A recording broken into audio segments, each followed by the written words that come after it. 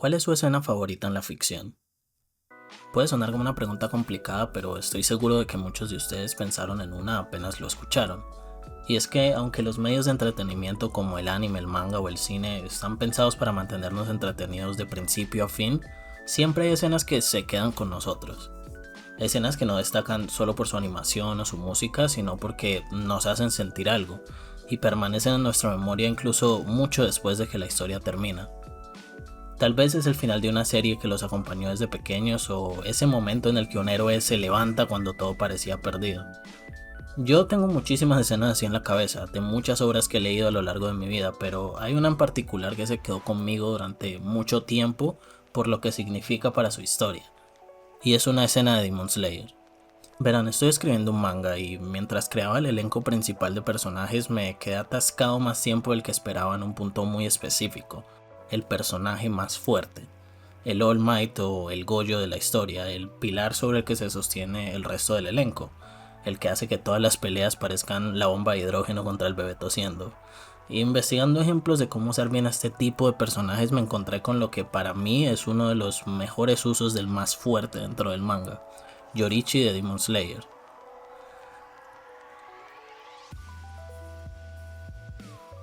Creo que la forma en la que la mangaka lo utiliza es tan precisa y tan inteligente que sentí la necesidad de hablar de él.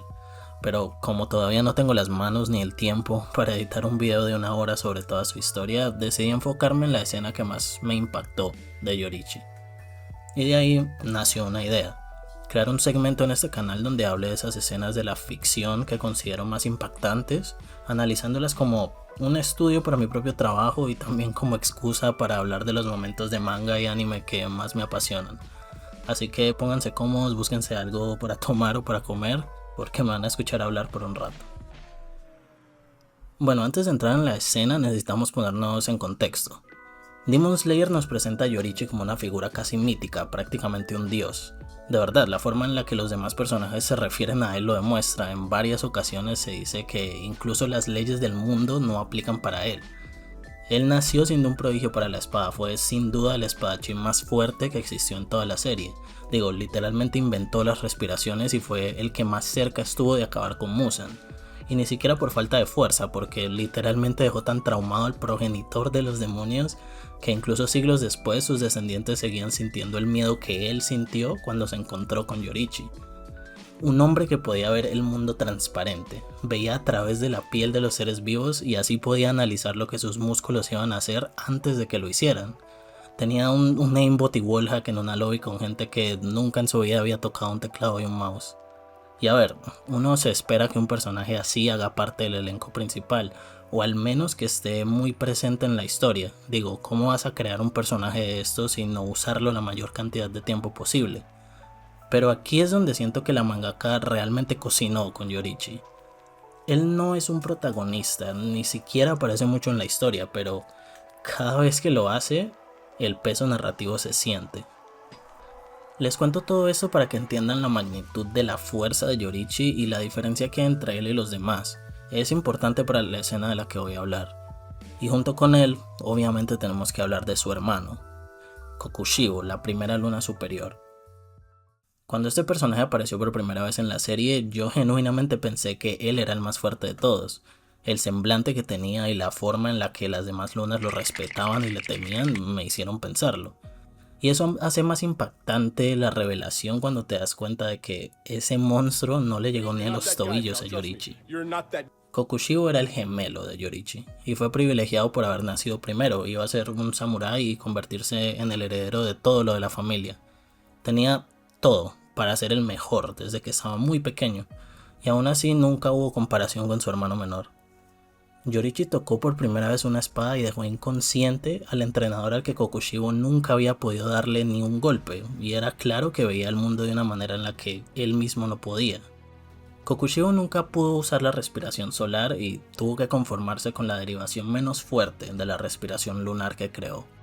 Y a pesar de que más adelante durante su vida despertó la marca del cazador, de la que me olvidé contarles, entonces vamos a eso. Esa marca que ven en la frente de Yorichi no fue solo una marca de nacimiento, era el símbolo vivo de su fuerza.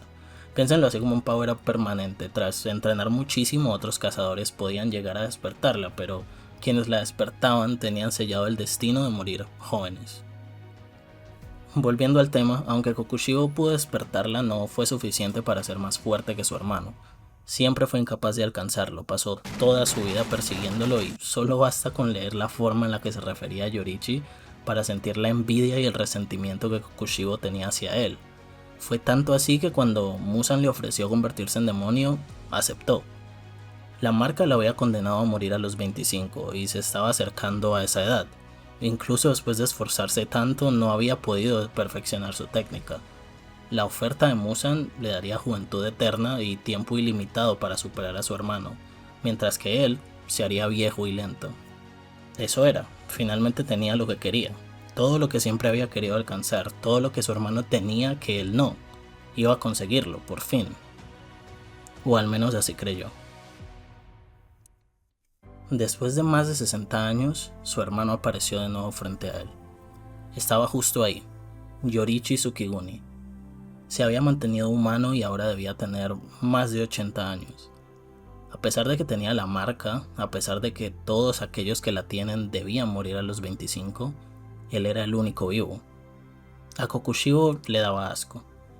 El hombre que siempre estuvo por encima de él ahora era viejo y horrible. Y aún así, Yorichi lloró al verlo. Kokushibo estaba confundido, pero no sentía ira. Ese hombre frágil que estaba al frente suyo ya había pasado por su mejor momento. Solo debía cortar ese último recuerdo de sus días como humano. Pero todo lo que sentía se detuvo en el momento en el que Yorichi tocó su espada. El aire se volvió pesado, como si le hubieran puesto piedras sobre los hombros. Ese hombre, que ahora estaba incluso ciego por la edad, solo le dijo: aquí voy. Kokushibo no pudo ni moverse. ¿Por qué siempre tenía que ser él? ¿Por qué él tenía que ser el especial? Era el único que había sobrevivido a la marca e incluso en su vejez seguía siendo igual de fuerte y rápido que cuando estaba en su mejor momento. Y Kokushibo recordó cuando era Michikatsu, recordó la envidia de que su hermano fuera la única excepción a las leyes del mundo, la envidia del hombre que vivió la vida con los dioses de su lado. Lo odiaba, quería matarlo, pero no podía moverse. Estaba seguro de que le iban a cortar la cabeza con el siguiente movimiento. Pero el siguiente ataque nunca llegó. Yorichi murió por vejez. Y murió de pie. Si Yorichi hubiera tenido un solo respiro más, Kokushibo habría muerto. A pesar de haber extendido su vida y haber pasado incontables años entrenando, no pudo ser rival para él, ni siquiera en su vejez. Murió sin perder. Nadie, ni siquiera Muzan, pudo hacerle ni un rasguño. Murió siendo el más fuerte.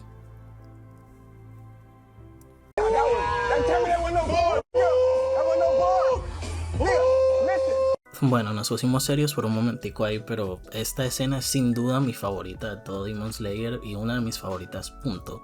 Porque muestra tantas cosas de Yorichi y del tipo de hombre que era y la maestría del mangaka a la hora de manejarlo. Yorichi ya era un anciano, su cuerpo y su mente están cansados, debilitados por el tiempo, mientras que Kokushibo conservaba su fuerza y su juventud. A simple vista y desde la perspectiva del demonio, todo parece indicar que finalmente los roles se invirtieron.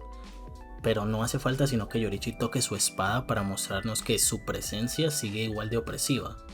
Incluso al borde de la muerte, Yorichi sigue siendo inalcanzable. Y en este momento se libera la tensión de toda una vida. Kokushibo no lo puede soportar, tanto así que corta y desgarra el cuerpo de su hermano con todas sus fuerzas. Él lo dio todo, abandonó a su familia, abandonó su honor e incluso su humanidad, y ni así pudo ser como él. ¿Y para qué siquiera fue Yorichi a buscarlo? Se sentía como un insulto, una última forma de presumirle su fuerza antes de morir. Pero ahí es donde Kokushibo se equivocó. Entre las cosas de su hermano había una pequeña flauta que él le había regalado cuando aún eran solo niños. No había orgullo en Yorichi, no había desprecio, nunca lo hubo. Yorichi lloró al ver en lo que su hermano se había convertido, lloró porque se tuvo que enfrentar a otro de sus fracasos. Durante toda la historia, Yorichi es presentado como una leyenda, especialmente al principio ni siquiera muestran su cara, solo el aura es suficiente. Pero en esta escena hacen algo brillante y es mostrarlo frágil, viejo, cansado, a punto de morir y aún así inalcanzable. Y no sé cómo el mangaka logró este balance tan perfecto, pero realmente me quito el sombrero al ver a un personaje como este. Y no es solo la escena en sí, sino lo que representa. A ver, vamos a la parte 2 del contexto. A pesar de que la fuerza de Yorichi siempre es el punto focal, creo que es la persona tras esa fuerza lo más interesante. Es la tragedia de su personaje. Verán, Yorichi no se encontró con Kokushibo por casualidad, lo estuvo buscando. No solo a él, sino que dedicó su vida entera a derrotar a todos los demonios que fuera posible, y a tratar de encontrar a Muzan para enmendar su fracaso. En su juventud, Yorichi se había encontrado con él. Tuvo al progenitor de los demonios al frente suyo y pudo haberlo matado, de hecho lo cortó de una forma en la que casi no se podía regenerar. Pero cometió un muy grave error y fue haberle dado el beneficio de la duda. Quiso preguntarle por qué hacía lo que hacía, cuál era el valor de una vida para él, que la quitaba sin pensarlo dos veces. Yorichi había perdido a su esposa y a su hijo que ni siquiera había nacido por culpa de un demonio, y al ver al responsable de todo ese dolor y sufrimiento lo hizo querer entender por qué. Y esto le dio tiempo a Muzan para escapar. Pudo haber detenido todo, pudo haber evitado que muchas otras personas perdieran a sus seres queridos a manos de ese demonio y no pudo hacerlo, aún teniendo la fuerza para hacerlo. Y aún peor, le llegaron noticias de los cazadores. Le informaron que su hermano Michikatsu se había unido a Muzan Kibutsuji y se había convertido en un demonio. Su hermano se había convertido en el guerrero más fuerte de Muzan y fue la tercera grande aflicción de Yorichi. Y es que a pesar de todo, ahí estaba, el hombre más fuerte y aún así un fracaso. A pesar de todo lo que había hecho por el bien de la humanidad, fue desterrado de los cazadores de demonios por no haber matado a Muzan, por haber dejado escapar a su cómplice y por la decisión de su hermano de unirse a él. Incluso los mismos a quienes él enseñó las respiraciones pidieron que se suicidara para enmendar sus errores. Yorichi pensaba que su propósito en el mundo, el haber nacido con esa fuerza especial, era con el fin de ser quien derrotara a Muzan Kibutsuji, pero no fue suficiente. No pudo salvar a su esposa y su hijo, no pudo detener a los demonios y ni siquiera pudo salvar a su propio hermano. En un momento del manga, Tanjiro ve a Yorichi a través de los recuerdos de uno de sus antepasados, quien fue salvado por el espadachín. Sin nadie a quien acudir y luego de ser desterrado, Yorichi estaba perdido. El silencio envolvía el momento. Yorichi sentía una profunda tristeza. Incluso con toda su fuerza, se consideraba un fracaso. La hija del hombre se acercó a Yorichi y le pidió un abrazo, y Yorichi la levantó.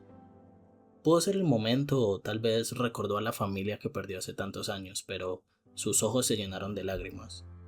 No pudo hacer más que abrazar a la pequeña. La esposa del hombre solía pedirle a Yorichi que le mostrara sus estilos con la espada y Yorichi siempre accedía. Al verlas, el hombre las grabó en su memoria, cada detalle y cada movimiento. Al verlo blandir su espada, Yorichi parecía más un dios que un hombre. Cuando finalmente se detuvo, Yorichi agachó la cabeza. Aunque le dijeron que los volviera a visitar, la mirada de Yorichi parecía la de una despedida. Le entregó sus aretes al hombre y se marchó lentamente. El ancestro de Tanjiro, al haber escuchado su historia, se sentía frustrado y triste. Sentía que Yorichi no merecía sentirse como se sentía. Mis descendientes lo heredarán. Nosotros somos las vidas que protegiste. No eres un hombre sin valor. Por favor, no pienses que no pudiste lograr nada. Nunca dejaré que alguien diga eso. Voy a transmitir tu respiración solar y tus aretes a mis descendientes, te lo prometo. El espadachín solo agradeció y desapareció en el horizonte. Yorichi nació bendecido. Él era el único que no estaba atado a las reglas del mundo. Tenía una fuerza inigualable y un talento que otros solo podían soñar con tener, y aún así murió creyendo que fracasó en todo lo que se propuso. Yorichi, habiendo heredado su fuerza, también heredó la soledad que viene con esa fuerza. Es algo que otros personajes de otras obras como Gojo de Jujutsu Kaisen, por ejemplo, presentan muy bien. El más fuerte es uno solo, y esto, lo quieras o no, te aleja de los demás, que evidentemente están por debajo de ti. Muchos personajes hablan de Yorichi como esta figura que parece estar por encima de todo y de todos. En su momento su hermano lo compara adecuadamente con el sol, inalcanzable. Pero a pesar de esto, a Yorichi lo acompaña un sentimiento constante de culpa y de fracaso, de no haber logrado el gran propósito de su vida.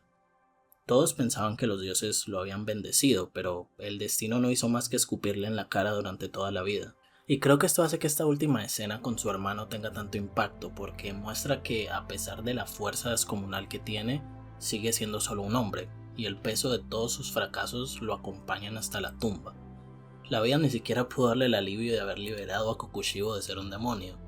Y creo que el mayor error de Yorichi no fue haber dejado que Muzan escapara o no haber podido derrotar a Kokushibo. Creo que él malinterpretó que esa era la razón por la cual se le había otorgado tanta fuerza. Creo que su mayor error fue morir pensando que era un fracaso. Él, al ser el más fuerte, pensó que todo le correspondía a él. Y no puedo culparlo, realmente era el único con la fuerza suficiente para derrotar a Muzan y a los demonios, pero creyó erróneamente que le correspondía solo a él cumplir ese objetivo. Y por verse como un fracaso por no haberlo cumplido por su cuenta, no logró ver todo lo que logró con su sola presencia. Es gracias a él que todos los puntos importantes de la historia son posibles. Es gracias a que él decidió partir de su hogar que eventualmente se convertiría en un cazador de demonios. Es gracias a que él decidió perdonarle la vida a la joven Tamayo, que luego ésta conocería a Tanjiro y habría ayudado a encontrar la debilidad de Muzan. Es gracias a que él le enseñó las respiraciones a los otros cazadores que la fuerza del cuerpo de cazadores se incrementó. Y aún mucho más que eso, es gracias a que él salvó la vida de los ancestros de Tanjiro y les enseñó su danza del dios del fuego, que ésta pudo llegar a Tanjiro luego de tantos años.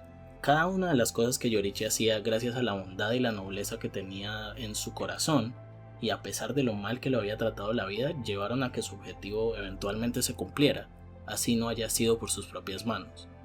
La soledad de Yorichi le impidió ver más allá del mismo, a pesar de ser alguien que siempre pensaba en los demás, y murió sin saber que había logrado su objetivo. Murió sin saber que era tan bueno que cumplió su propósito sin siquiera darse cuenta. Sí, su fuerza lo destacó, pero fueron todas las demás acciones las que lo elevaron a ser el personaje que terminó siendo. Y bueno, creo que me desvió un poco de lo que quería decir, pero la escena de Yorichi Kokushibo define el final de la vida del espadachín de una forma magistral. No hubo necesidad de una pelea larga y complicada ni de discursos cursis de por qué el amor entre hermanos es importante. Yorichi murió en silencio y en calma. Nunca perdió físicamente, pero la vida no le regaló ni una victoria a su conciencia. Como alguien que está escribiendo su propio manga, esta escena se quedó conmigo mucho tiempo y creo que me enseñó que el verdadero impacto de un personaje y de sus escenas no están siempre en la acción, sino en lo que dejan atrás. Y bueno, ahora quiero preguntarles a ustedes, ¿qué escena de anime o manga les rompió el corazón o se quedó con ustedes sin necesidad de grandes explosiones o de mucha acción? Los leo. Bueno, dicho eso, gracias por ver hasta el final. Vayan y lean el manga, que es una experiencia totalmente distinta a ver el anime, pero definitivamente vale la pena. Gracias también por todos los comentarios de apoyo en el video de presentación. La verdad no me esperaba que ni siquiera 10 personas vieran ni les importara lo que tenía para subir, pero ver tanto apoyo y buenas vibras me motivó a seguir con esto de ahora en adelante. Entonces esperen mucho más de mí. Nos vemos en el siguiente y aquí hay $10,000.